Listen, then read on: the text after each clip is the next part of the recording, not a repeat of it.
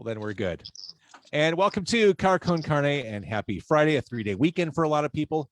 I'm James Van Osel, joined by a guy who is truly a man of the people. He is a comedian. He's a sportscaster. He's a larger-than-life Chicago media personality. He is Pat Tomasulo, and he is part of Zanies' virtual Laugh More Live Cupid Edition, happening on Valentine's Day. When you think love and you think of more, you think of Pat Tomasulo. Right, clearly, that guy right there. Yeah, you're damn right you are. My wife's right here. She could tell you how romantic it is being married to me. Ain't that right, honey? Definitely. You definitely. She felt pressured to say that. Nah, man. Valentine's Day, that's amateur day.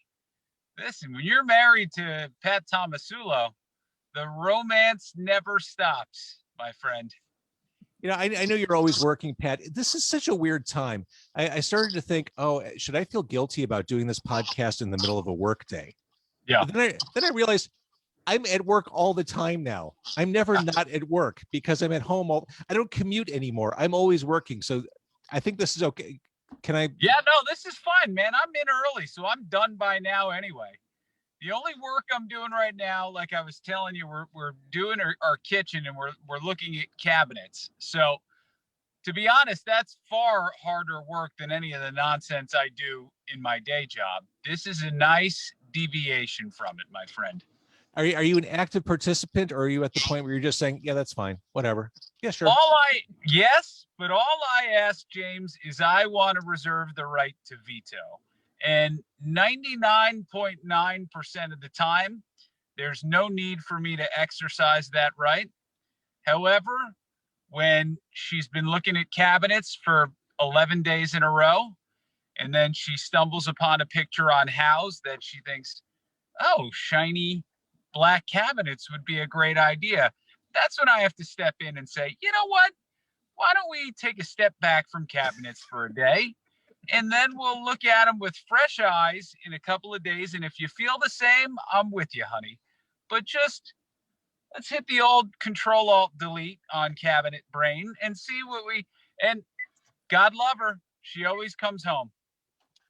God love her. You know, we're in that period of February of Chicago winter where it's just miserable every day, where it goes from booger freezing cold to horrible snow. And all this makes me think of is you clearing snow with a flamethrower. Yeah. It's that time of year. Sadly, that was more for show than anything else. I really believed that would work, clearing snow. And I do think if you had the proper flamethrower, it would probably work fantastically. But a lot of these homemade commercial grade flamethrowers, you're basically just squirting propane with a pilot light. So all it does is light the snow on fire. But if you get one of those solid, like World War II era tanks on the back with the flamethrower, that, like, I think that thing could do some damage. But what I had, that didn't do squat. Well, I appreciate your ambition. I mean, successful people don't get to where they are without that level of ambition. You got to fail a number of times before you succeed. That's it, Pat. So I mentioned Man of the People. Did WGN pull that show just because they hate laughter? What? I think they probably hate laughter, but not as much as they hate spending money. I think that was, oh boy. Lost the video. I mentioned. Yeah, hold on. I got some dum-dum who's, I'm going to decline it. Somebody's trying to call me on the other end. I apologize for that. So you can't silence this call waiting when you're on your phone. That was ominous. I mentioned the canceled show. Suddenly everything goes dark. No. So I don't know where you lost me. I think, they're just, it was a little pricey doing that show. And I think, we did well. Like, our numbers were pretty good. Our ratings were pretty good.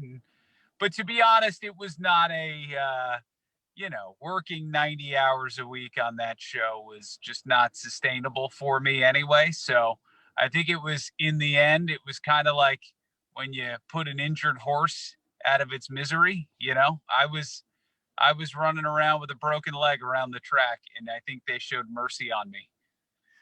It's been my contention that sarcasm is a dying art. It's a lost art.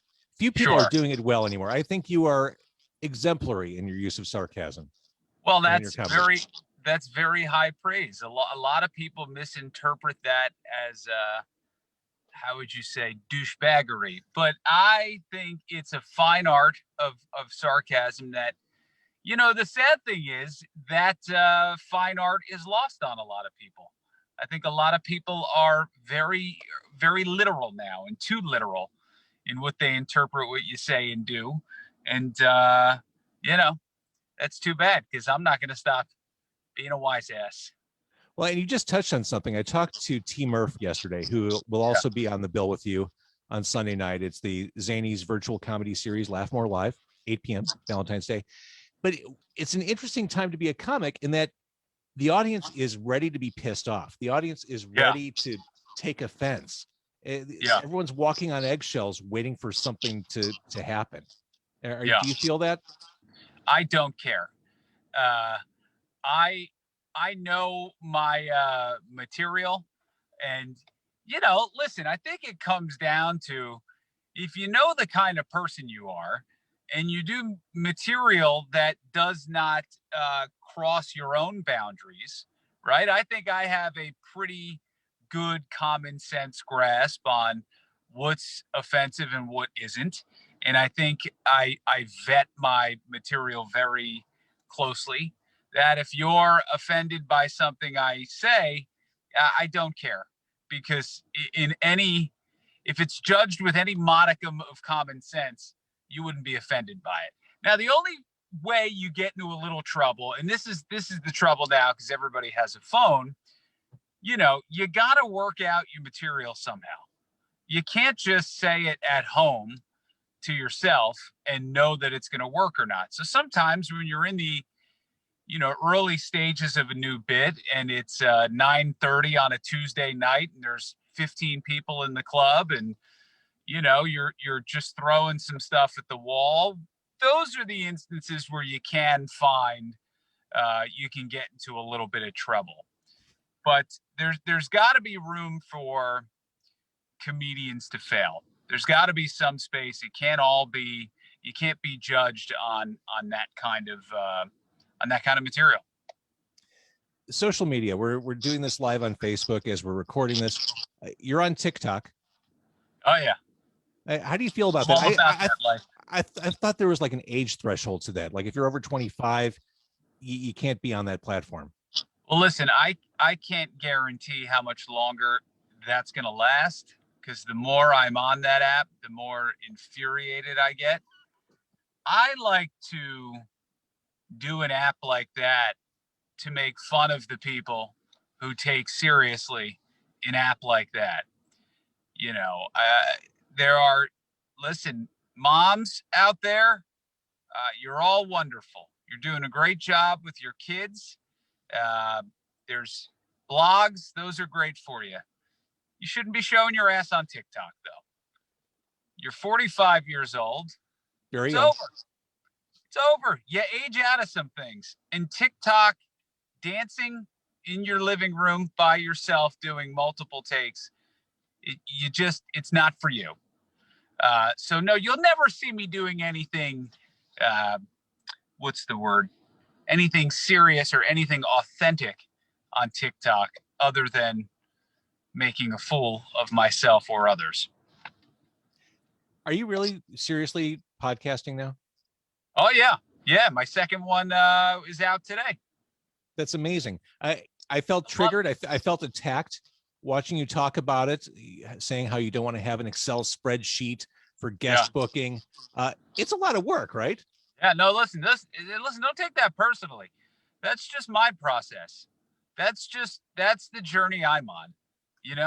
You're on a different journey than I am, and we're both on different journeys. I just, it's more so with comics, because say I have one of my comedian buddies on my podcast, then I owe him or her an appearance. And I just can't go out being in debt to podcast guests. So to me, it was a lot easier to just sit in my own house and not have to worry about guests. But I applaud and I lift up any of you who want to do interview. I listen to a lot of interview podcasts, and it takes a lot of work. I'm just not that interested in committing that much work to this process. But you're right. It is a lot of work. And I think Yeah. I've said this a million times. When I make my first million from podcasting, Yeah. first thing I'm doing is hiring a producer or someone to book For guests. sure. Yeah. That's it. That's the lion's share of work right there. Listen, I've made $3.50 in YouTube revenue, and I've already hired a producer. Look at that. And I'm not even booking anybody. So we first came to know you as part of the WGN television morning show, which I've told radio colleagues through the years, stop looking at other radio shows for advice or hints on how to do morning radio. Look to WGN, because you guys have that figured out, and you have for a while. I really, that to me is about as local and as well run and as engaging as anything you'll find in local media. Yeah, I agree. You know, I think when you've been on the show as long as I have and you experience it every day, you run the risk of sometimes, I don't know that taking it for granted is necessarily the right expression, but I think sometimes you fail to realize how unique it is. And then you see not only in this market at times over the years, people try to replicate it, but then you go to other markets and you see them not trying to replicate it and just how awful it is.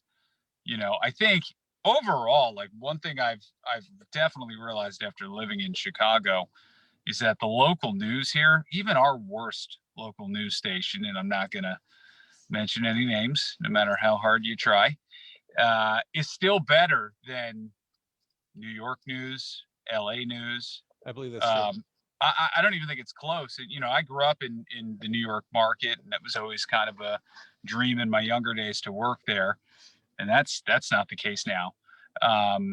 So nationally, I don't even think it's close what our show does compared to shows in other markets and in the market. Yeah, it's unlike anything else. Now, the sacrifice you make to do it is you never actually sleep.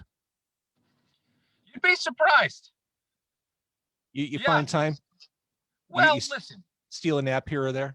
I will say this. You know, in the beginning, when you're trying to make your bones and build a segment and build a profile, you know, I used to get in at 2:30 in the morning. 15 years later, I'm not getting in at 2:30 in the morning.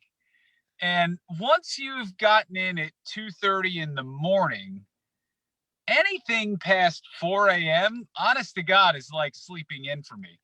Because I used to get in at 2:30 in the morning, and when I first started doing stand-up, there were some nights I wouldn't get home until 11 o'clock on a work night, you know, because you don't start off headlining clubs. You're doing crap shows and open mics and anything you can get on. And that was very, very difficult for a number of years. So then when I started getting in later, it's like, it's easy. Doing comedy for TV versus doing comedy on stage, stand-up comedy, seems like two very different approaches to storytelling. Are you flexing different parts of your brain when you write for television and when you write for stage? Yeah, completely. But I will say that, you know, they say in stand-up, the hardest thing, you know, the first 5 years, you know, for people who start out only trying to do comedy, the first 5 years is them trying to find their voice, their point of view. Whereas I kind of stepped into it with that already established, because the stuff I was doing on TV for 8 years before I started doing stand-up kind of honed that perspective and that point of view. So that was already there. So I was kind of starting with a little bit of a leg up. But yeah, it's a totally different skill set. So how do you prepare for a virtual stand-up show like what you're doing Sunday for Zanies? Well, I'll just do my material the same as always. I think there's probably I'll do a little bit more crowd work in a virtual show. I'm not one And a live show, I just like to get up there, do my material, and get off. I'm not, I'll do crowd work, but it's not something I go out there seeking to do. Whereas these Zoom shows, the crowd work is good because there's a lot to work with. Sometimes you get these old people on Zoom, and there's like 15 inches of headroom, or the camera's like elevated 8 feet, and that's the best part of this pandemic era. If you're to find a glass half full approach, getting to see inside people's homes, the best part of this whole thing. Oh yeah, I'm judging all of your homes. I'm looking at your vinyl collection back there. I'm listen, the second I got on, I'm like, that's a nice backdrop. This is a guy who I can respect. He's not in his basement with like a Blackhawks banner from the early 90s. He's got a fern of some sort back there. Feels very Chicago. Thank you. Yeah. Thank you. I'm judging kitchens all the time. Well, People especially now that like, it's top of mind. I mean, now you're shopping. Exactly. Yeah. I'm like, oh, that's a composite. That's not natural stone on that counter. So Sunday night, it is the Zanies virtual comedy series, Laugh More Live, the Cupid Edition. Nothing could be more romantic than spending the evening with Pat Tomasulo, also Joe Kilgallon, T. Murph, Carly Kane, and the host, the very funny Calvin Evans. Tickets, a value at any price, I'm sure you would agree, $10. Oh, what a bargain. What a bargain. $25 if you want to go VIP. I might buy a $10 ticket just because it's such a fantastic deal, and I'm going to be there, and I might just buy it because it's that great of a deal. Gift it to a friend. Yeah, I think $25 is to be included in the live Zoom audience. So they'll have monitors set up where if you pony up a couple extra bucks, you can be essentially in the audience for the comedians to rip you to shreds. That's kind of fun. Pat, I can't believe we haven't met yet. It's such a pleasure. I really appreciate you doing this. And my pleasure. I look forward to seeing you on the Zanies thing on Sunday night. You got it. Thanks so much.